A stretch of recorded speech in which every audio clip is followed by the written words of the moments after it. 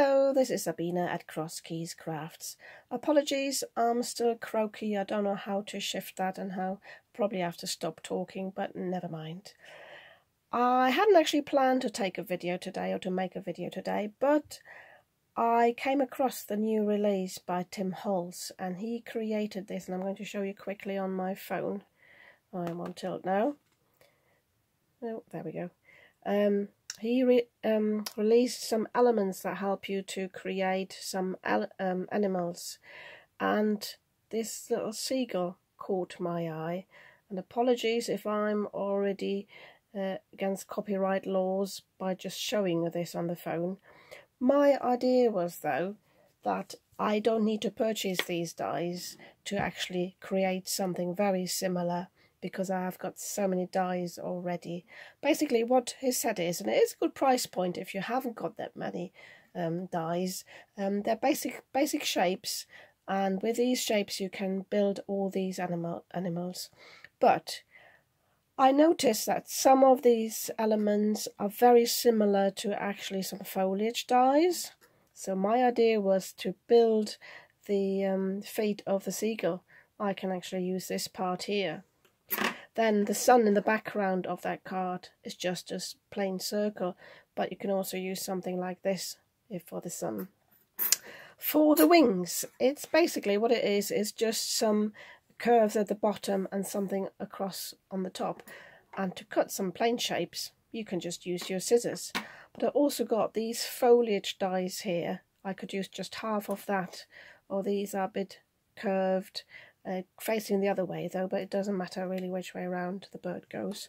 Or if you've only got plain leaf dies, this might work as wings as well. But also, to replicate the wings, you can use some scalloped edges like this. I think that would look nice, and if I just cut it across, and I think I will actually use this. Or I've got this birdhouse die, and again I could just use this bit. So have a look in your own stash. That I think this came with this as well, or it might even be from another die. No, it definitely came with this. So have a look in your stash what you have got, what basic elements that would allow you to recreate one of those pictures. So as I live by the seaside and the seagulls are a very familiar sight here, I want to recreate this seagull, but I'm not doing it with the ice cream cone. I want to do it with a bag of chips. So I'm going to cut various pieces of cardstock now off screen with my dies. I'll show you afterwards which ones I have actually used. I might give it a try with both this and this for the wings, and then I'll show you how I assemble the bird. So I have die cut all my pieces that I needed to, and also cut a few by hand. I'll show you that in a second. I have decided to go for my cloud die, but I cut it a bit so that I've got a bit of cardstock on the side here. I went for this one because this had the least depth. But I also wanted to show you, if you wanted to use some foliage dies, this one won't work for me because mine's facing the other way, my seagull.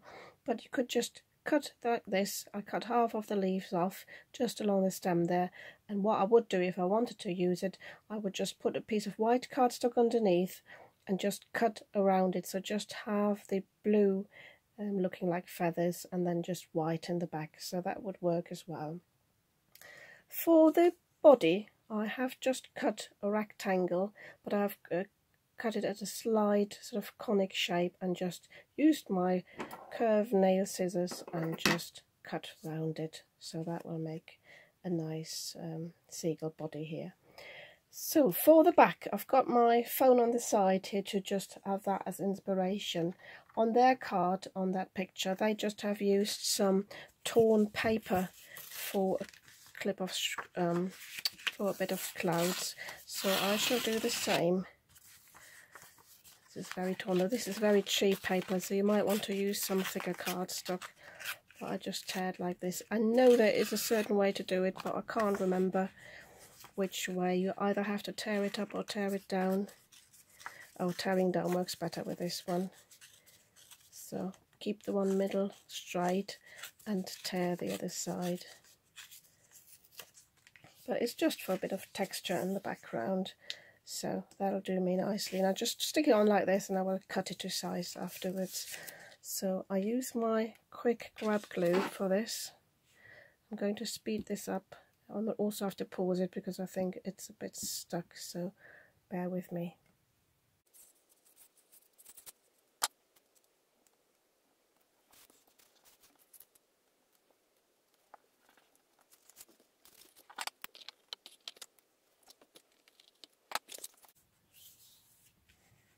Okay, so that's stuck down now. I had a bit of residue there, still a bit there, because it's very thin paper, really, it shows a bit.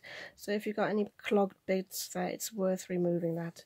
So now I'm going to attach the sun. Again, that just gets glued down. I'm not too fussed about putting glue on the little bits on the outside, on the scallops. I think it'll be fine as it is. With this one, I always like to make sure it is symmetrical and not all wobbly, but you might not mind too much. So again, I'm checking on the side on my picture, making sure I put it down in the right order. So now I think it's time to assemble the wings.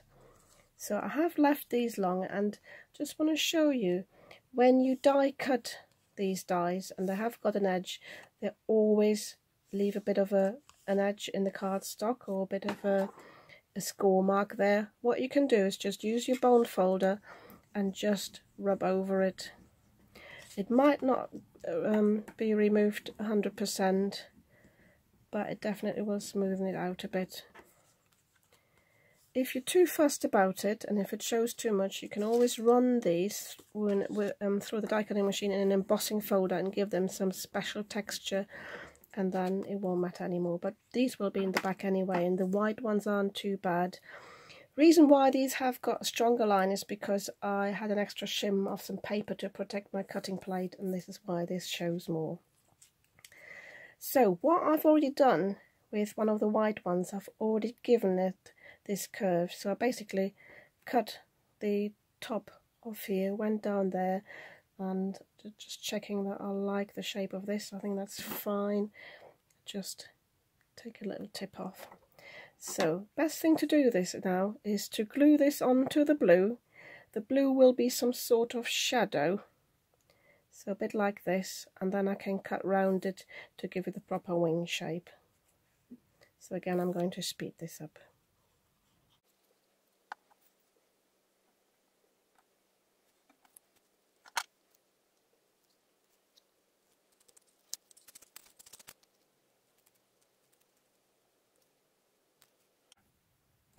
So that's the first wing. I'm going to do the second one as well, and I'm making a smaller one for the tail, and I'm going to do that off screen and I'll come back afterwards. Okay, so I've got my wings ready, and the little tail I cut much smaller, and just cut the normal, sorry, not normal, just a plain piece of cardstock on the back. I didn't use any curved bits. So I can't remember whether I showed you that earlier. For the chips cone, I just used a piece of white cardstock. I just stamped this texture stamp on it, and I just cut it to a triangle. I haven't cut it to size yet because I wanted to see how big the beak is, and I'll go from there. So all that's left to do now is just to assemble the seagull. So I'll start with the front wing here. Just put a bit of glue there, and that goes sort of a bit further than the middle of the bird, if that makes sense.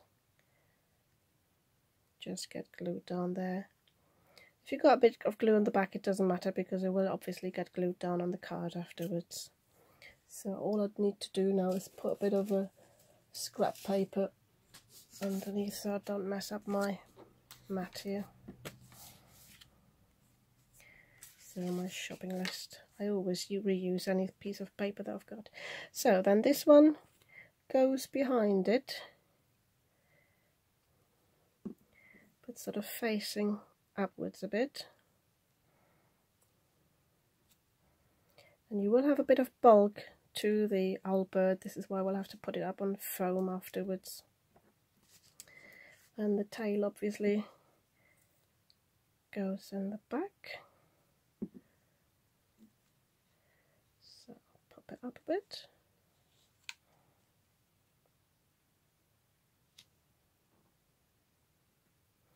If you've got any residue, I always use these tools, the pokey tools. Have got a bit of the silicone on the back, and I just go across there and just wipe it off a bit.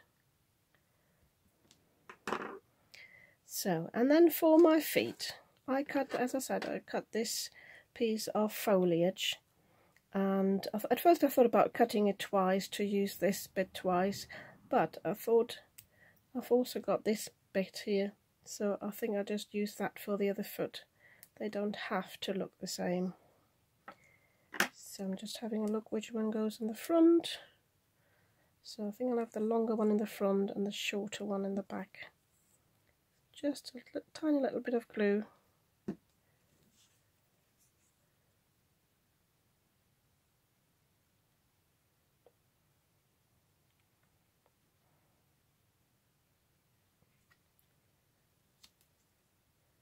And then this one I will round off a bit so it doesn't look too cut off.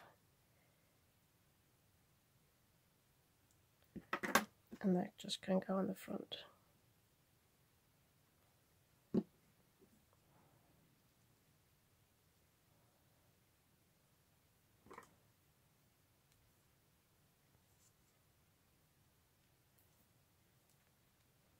So I'm leaving that to dry for a moment. So I've got the beak somewhere, there it is. I just cut this from a piece of cardstock, just a little strip, rounded it off there, and a slight rounded bit there. So I'm just checking that this is a good size. I will actually, I think, cut this a bit rounder here, a bit steeper I should say. Yeah, that looks a bit better. So that can just go on there.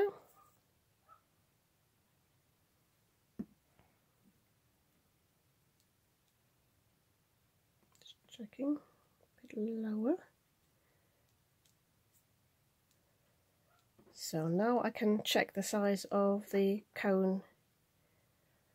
I think for fun I will actually leave it this size, but I will cut it off a bit straighter on the top.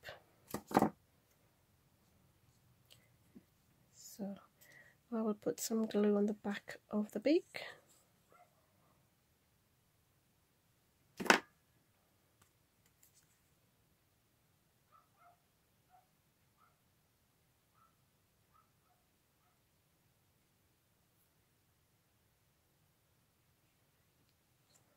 So for the chips, I just use my scrap paper and I will just cut some strips from the yellow. I will actually take some smaller scissors.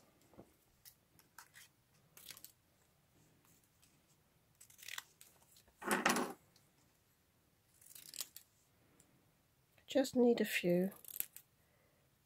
They don't have to be perfect strips, because obviously chips aren't the same size all the time.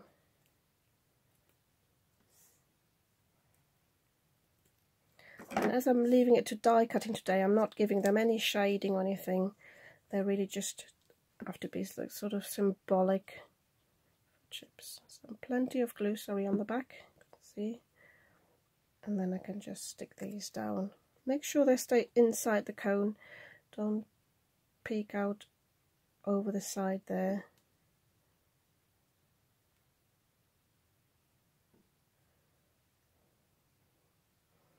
Sure, they're a bit wibbly wobbly. Pressing these down, and then another layer of glue to glue these down. And again, I'm trying to get them in a different angle, let them stand up a bit more.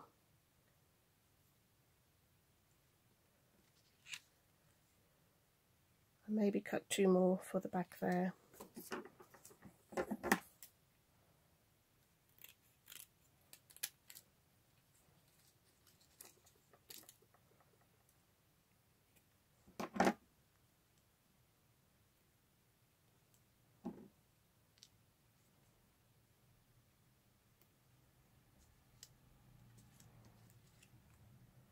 I'm very pleased with that. So the glue will obviously dry. So now all that's left for me to do is to glue him down, and I'm just checking where I would need some. Oh, there's a bit of glue residue on him. If you got glue residue like that, try if you can get it off whilst it's still wet, and sometimes you can rub it off. If not, just use a glue eraser. You can get these glue erasers, they're not too dear, and you can take it off with that. So I'm just having a look now how much foam or where I need some foam. This wing here is obviously bulky because it's got that wing underneath and that bit, so that will get a bit of foam. I think the rest I'm happy with gluing it down as it is. I'm now slightly regretting choosing a white sun because obviously this chips don't pop too much on the back, and I think I will actually cut another circle to go on there, and I will then give the seagull some googly eyes, and I think that's all I need to do for this card. I will add a sentiment one point, but I have to see which one I choose. I'm a bit pressed for time because I actually basically need to be at work in about 10 minutes. So I shall quickly finish the card and then I show you the end result in the last shot on this in this video. If you like this card and it has inspired you to check out your stash on what you have and what you can use to create something similar, then you might want to give me a like, and if you want to subscribe to my channel to see more of what I'm creating, I'd be very happy about that, and I'll see you soon.